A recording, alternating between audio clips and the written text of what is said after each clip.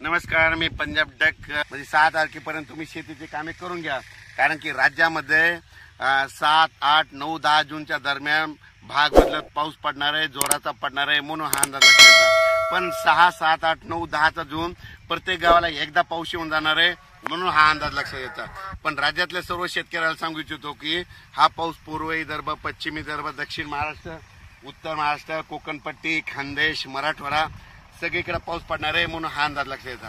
पण राज्यातल्या सर्व शेतकऱ्याला सांगू इच्छितो की राज्यामध्ये त्याच्यानंतर 13 तारीख म्हणजे 13 जून, 15, 13, 14, 15, 16, 17च्या दरम्यान राज्यात जोराचा पाऊस पडणार आहे, मुसळधार पडणार आहे, म्हणून हा अंदाज लक्षात येतात। पण राज्यातल्या सर्व शेतकऱ्याला सांगू इच्छितो की राज्यात आजपासून सांगतो की 5 तारखेपासून आज बऱ्याच भागात पावसाला सुरुवात होणार आहे। 6 जूनला आणखी खूप ठिकाणी पाऊस सुरू होणार आहे, 7ला आणखीन बराच भाग व्यापणार आहे, 8ला दररोज परत वाढणार आहे, 9ला आणखीन बऱ्याच ठिकाणी जाणार आहे, 10ला जाणार आहे, 11ला जाणार आहे, 12ला जाणार आहे। म्हणजे सांगायचं झालं तर पाऊस आता हळूहळू सुरू झाला, म्हणून हे लक्षात येतं। पण 7, 8, 9चा थोडा जास्त पडणार आहे आणि 13 ते 18चा मात्र जरा खूपच पडणार आहे, म्हणून हा अंदाज लक्षात यायचा। ज्यांच्या शेतकऱ्याचं शेत दुरुस्त करायचे राहिले असते, तुम्ही अनेक 2-3 दिवस राहिले, या 2-3 दिवसामध्ये शेत दुरुस्त करून घ्या।